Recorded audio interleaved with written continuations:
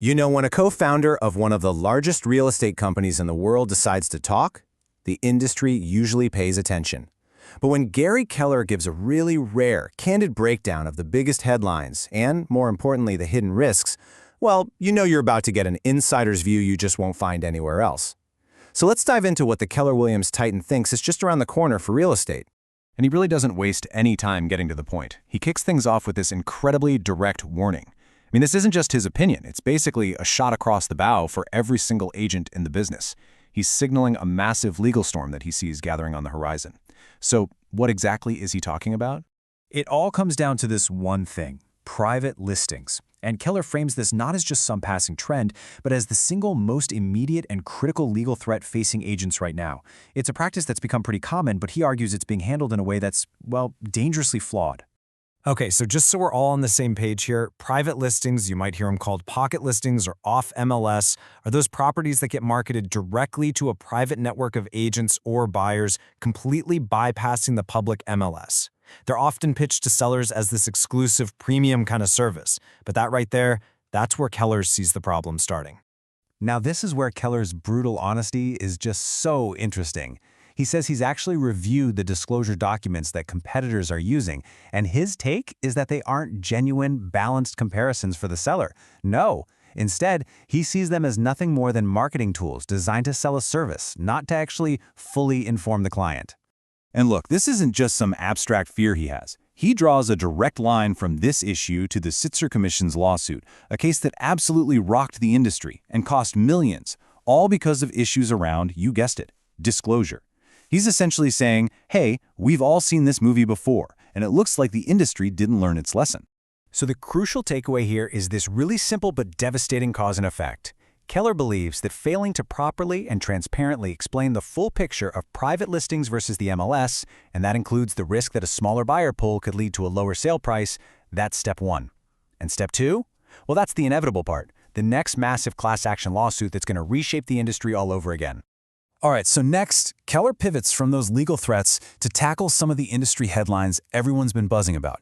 He focuses on two huge mergers, but here too, he's got a contrarian take, suggesting that the reality on the ground is way different from all the hype.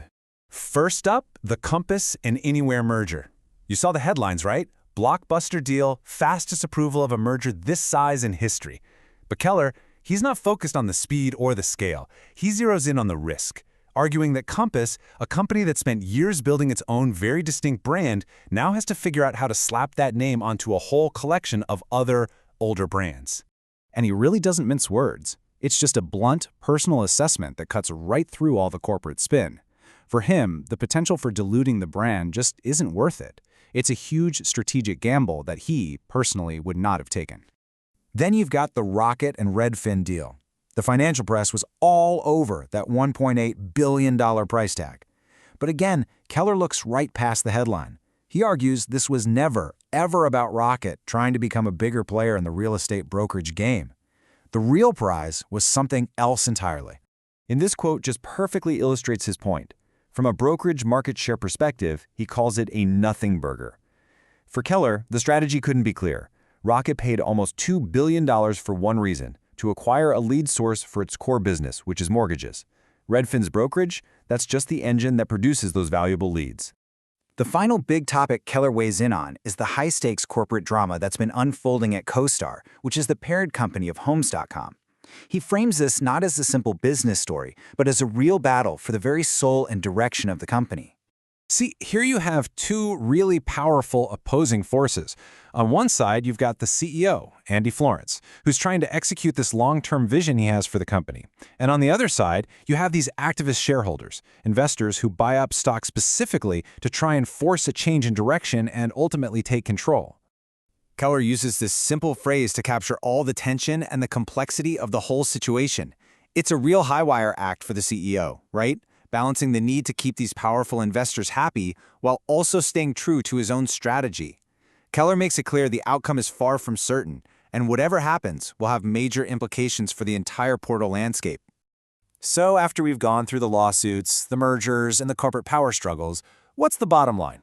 What are the core lessons that we can really pull from Gary Keller's unfiltered analysis of the industry today? It really boils down to four key things. First, that legal risk from not disclosing properly. It's not a theory, it's the next big fight on the horizon.